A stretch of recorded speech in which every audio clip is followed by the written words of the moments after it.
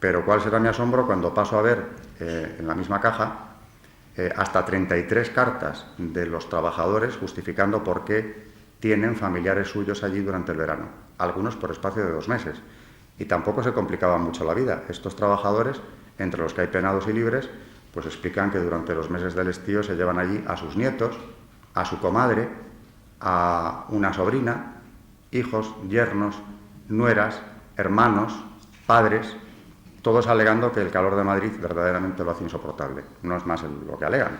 Es decir, sí era un punto de veraneo para muchas de estas familias de los presos y simplemente el trámite era darlo a conocer a Regiduría para que tomaran nota de quiénes estaban en las viviendas que ocupaban las familias de los trabajadores.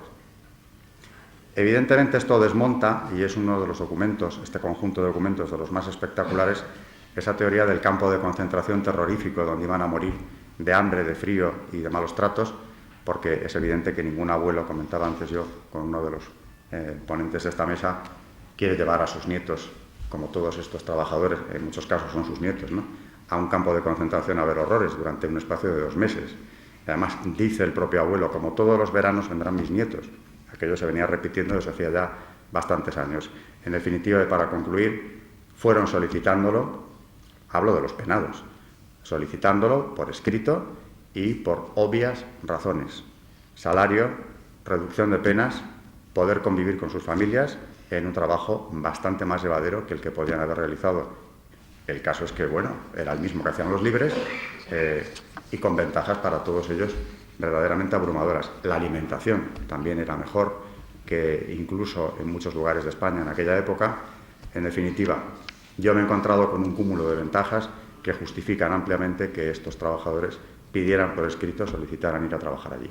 Pero en lo referente que hemos hablado de la Ley de Memoria Histórica, sí que quería decir que, desde luego, que es el fundamento en que se ha basado el cierre del Valle de los Caídos. Pero no solo como fundamento de su cierre, sino el auténtico culpable. Bien, yo he trabajado desde el año 81 en el Patrimonio Nacional. El Patrimonio Nacional, al que ahora se le hace muchas veces ser el coco del cierre del Valle de los Caídos, cierre, llamémosle así, ha llevado el Valle de los Caídos durante muchos años de una manera bastante más que aceptable. El Valle de los Caídos es un edificio, por decirlo, complicado, difícil, de un mantenimiento, volvería a decir complicado, pero es insuficiente desde su principio, y que comenzó con instalaciones incluso de aire acondicionado en los años 50 para conseguir sacar esa humedad, porque la Basílica del Valle de los Caídos está debajo de una montaña. Entonces, el agua es constante. Y esto nos llevó a realizar una serie de obras en la construcción para procurar evitar todos estos problemas que ahora se están resaltando, pero que no son de ahora mismo. Yo he vivido durante los gobiernos de Suárez o de Felipe González o de Aznar que la dejación del Valle de los Caídos ha sido bastante grande, porque no se ha invertido lo que en realidad se sacaba de él. El Valle de los Caídos era una recepción constante de fondos económicos. Hemos dicho que casi 2 millones de euros en el último año. Pues hagámonos una idea. Y ha bajado un poquito la afluencia de público, porque el público, durante muchos años fomentado por el propio régimen, y a continuación, pues esa masa constante que nos ha venido trayendo la constante afluencia sobre todo de público, no solo nacional, como era en un principio, sino extranjero. Atrae mucho al público americano, los Estados Unidos, mucho público europeo, pero fundamentalmente sudamericanos. El Valle de los Caídos es sin duda un centro de atracción, no solo de estos años pasados, sino de ahora mismo. Ahora es mucho más barato, claro. Llegas al Valle de los Caídos, voy a rezar un Padre Nuestro o voy a dar una vuelta por los alrededores. Entras y no te cuesta nada. Mientras que el monasterio del Escorial, que está al lado, pues a cualquiera de ustedes que vayan les costará 17 euros la entrada. Pues resulta alarmante, por eso el dinero que se pierde para las arcas nacionales pues es constante y todavía no sabemos por qué, porque parece que la situación en este momento no es precisamente boyante.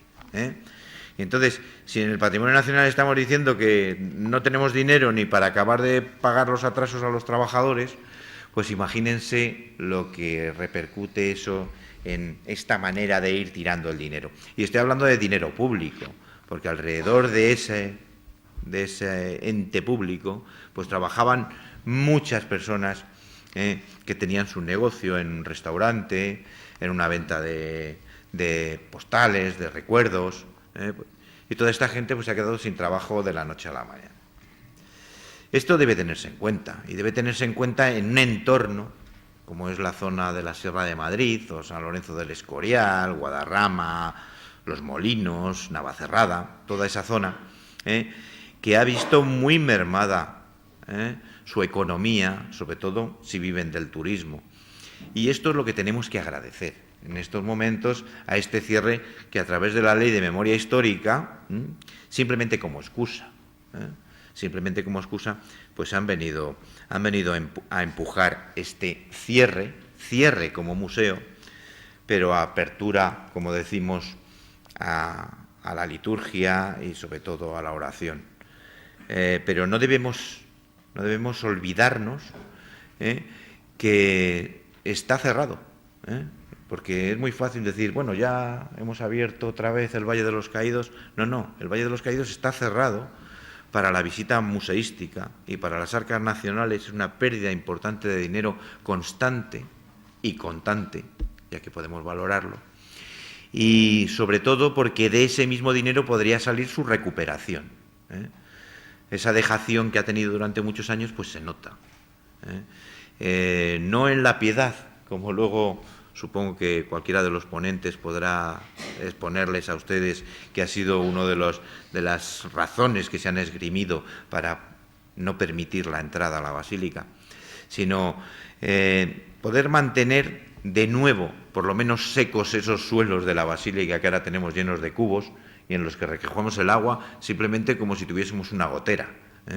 Deja de funcionar todo aquello que había alrededor para evitar todos estos problemas, y esa dejación durante años nos ha llevado a lo que tenemos ahora, y es recoger el agua como hacíamos antiguamente cuando teníamos una gotera y no arreglábamos, a base de cubos. Ni por parte de don Pedro Moguruza Otaño, primer arquitecto, ni por parte de Diego Méndez González del segundo, no es una falta de previsión a la hora del planteamiento de todo lo que es el tema de evacuación de las aguas de una construcción como esta que no tiene igual en la historia de la arquitectura contemporánea.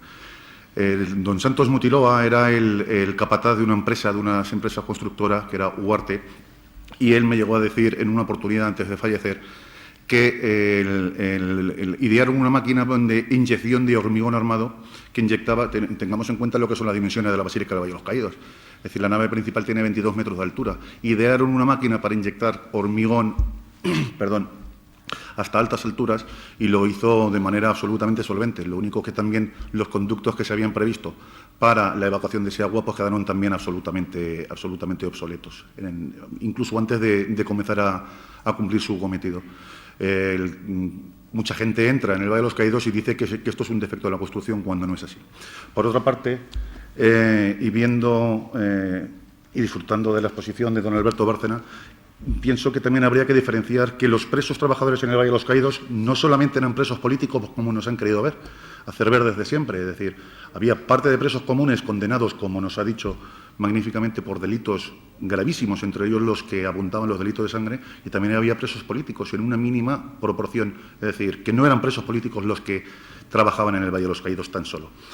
Yo tengo el testimonio de primera mano de mi abuelo, es decir, las condiciones de vida dentro de los obreros del Valle de los Caídos, tanto libres como penados, no era, por supuesto, lo cercana a la esclavitud que nos han querido vender desde los primeros tiempos. Mi abuelo, repito, obrero libre, y quizá algo revoltoso, porque montó dentro del Valle de los Caídos una cédula de la Juventud de Sociedad